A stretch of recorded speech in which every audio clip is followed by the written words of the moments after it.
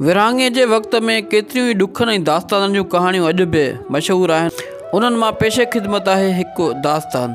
दोस्तो, जालंधर जे बूटा सिंह ज़ैनब खे लुटेरनि खां 1500 रुपयनि में ख़रीद कयो ऐं सिखनि जी रस्मो रिवाज सां शादी करे ज़ाल बणायो।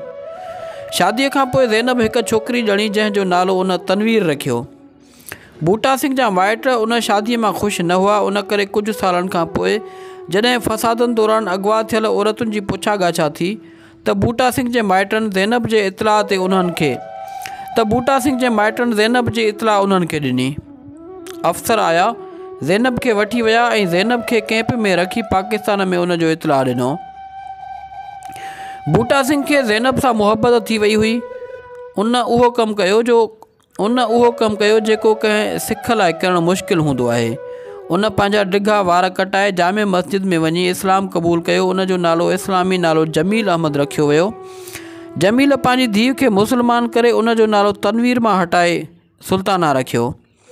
उन खां पोइ बूटा सिंह पाकिस्तान हाई कमीशन वियो ऐं पंहिंजी ज़ाल ज़ैनब जी वापसी जो मुतालबो कयो, पर उन जो मुतालबो न मंज़ूरु कयो वियो छो त ॿई मुल्क मुआहिदे मूजिबि उन शर्त जा पाबंद हुआ त अगवाशुदा औरत ख़्वाह कंहिं बि मज़हब जे माण्हूअ वटि हुजे उन खे कैंप पहुचायो वेंदो ऐं उन जो ख़ानदान ॻोल्हे उन जे हवाले कयो वेंदो। 6 महीननि ताईं रोज़ु बूटा सिंह ज़ैनब सां मिलणु वेंदो हुयो, पर आख़िर ज़ैनब जा माइट मिली विया त ज़ैनब खे उन्हनि ॾांहुं मोकिलण जा इंतज़ाम कया विया। उन ॾींहुं ॿई ज़ाल मुड़ुस पाण में मिली ॾाढो रुना। ज़ैनब वाइदो कयो त जल्दी पंहिंजे मुड़ुस ऐं धीउ सां वापसि अची मिलंदी। बूटा सिंह हिकु मुस्लमान जी हैसियत सां पाकिस्तान हिजरत करे अचण जी इजाज़त घुरी, पर उन खे वीज़ा न मिलियो। बूटा सिंह पंहिंजी धीउ खे वठी ग़ैर क़ानूनी तौरु पाकिस्तान में दाख़िल थियो। पुछा कंदो उन ॻोठु पहुतो जिते ज़ैनब जा माइट हुआ। उते उन खे ख़बर पई त जीअं ज़ैनब माइटनि खे मिली उन्हनि जल्दी ज़ैनब जी शादी कराए छॾी। बूटा सिंह रोअण पिटण लॻो, मुंहिंजी ज़ाल वापसि कयो, आउं उन जे बग़ैर ज़िंदह नथो रही सघां। ज़ैनब जे भाइरनि ऐं माइटनि बूटा सिंह खे ॾाढो मारियो ऐं पुलिस जे हवाले कयो त हीउ बग़ैर पासपोर्ट ऐं वीज़ा जे पाकिस्तान में दाख़िल थियो आहे। अदालत में बूटा सिंह रोअंदे फ़रियाद कई त हू मुस्लमान थी चुको आहे। उन जी ज़ाल उन जे हवाले कई वञे, उन खे ज़ाल सां मिलायो वञे, उन जी मर्ज़ी मालूम कई वञे त हूअ मूं सां गॾु वापसि हले या न। अदालत उन जी दरख़्वास्त मंज़ूरु कई ऐं हफ़्ते अंदरि ज़ैनब खे अदालत में आणण जो हुकुम ॾिनो वियो।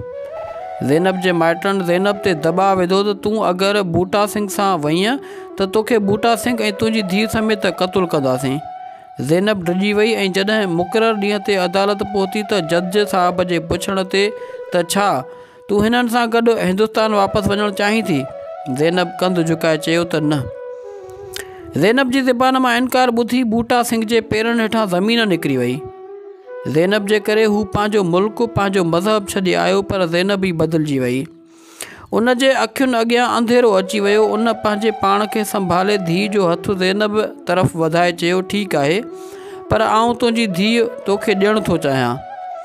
जज साहब ज़ैनब खां पुछियो, छा तूं पंहिंजी धीउ जी ज़िमेदारी क़बूल करीं थी? ज़ैनब पंहिंजे भाइरनि तरफ़ ॾिठो, जन गुस्से मां न जो इशारो कयो। ज़ैनब डिॼी वई। उन सोचियो मुंहिंजी धीउ खे मारे न छॾियुनि, सो इनकार कयईं। बूटा सिंह रोई ज़ैनब खे ॾिसणु लॻो। आख़िरी बार पंहिंजी महबूब ज़ाल खे ॾिसी धीउ वठी रवानो थी वियो। बूटा सिंह जो दिलि टुटी वियो।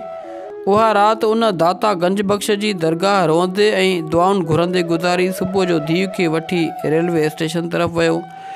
बूटा सिंह धीउ खे प्यार सां चुमियूं ॾिनियूं ऐं कच्छ ते खणी जीअं रेल आई उन जे अॻियां पाण ऐं धीउ खे उछले छॾियो।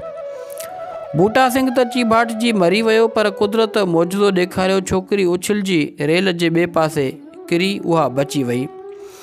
बूटा सिंह जे लाश सां पुलिस खे हिकु अलविदाई ख़तु मिलियो जेको उन पंहिंजी ज़ाल जे नाले लिखियो हुयो। मुंहिंजी प्यारी ज़ैनब, मूंखे ख़बर आहे तोखे बि मूंसां प्यारु आहे, पर तूं माइटनि जे करे मजबूर आहीं, पर आउं तो बिना जी नथो सघां। मुंहिंजी आख़िरी ख़्वाहिश आहे त मूंखे पंहिंजे ॻोठ जे क़ब्रिस्तान में दफ़न कजां ऐं कॾहिं कॾहिं मुंहिंजी क़बर ते अची गुल रखी वञिजां। बूटा सिंह जे अलमनाक मौत जी ख़बर जल्द पूरे लाहौर में पखिड़िजी वई। हज़ारे मुस्लमान उन जे जनाज़े सां ज़ैनब जे ॻोठ आया, पर ज़ैनब जे माइटनि उनखे उते दफ़न करणु न ॾिनो। झगड़ो थी वियो। पुलिस आई, उन हिदायत कई त बूटा सिंह खे लाहौर में दफ़न कयो वञे। उनखे लाहौर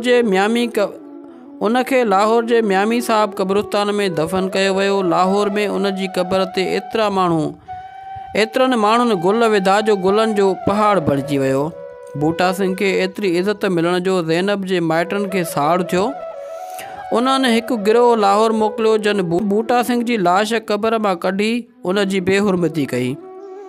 हिन हरकत सां पूरे लाहौर में एहतजाज करे बूटा सिंह जी लाश खे वापसि दफ़नाए उन जी क़बर ते गुल सजाया विया ऐं केतिरा मुस्लमान उन जे क़बर जी हिफ़ाज़त ते बीही रहिया।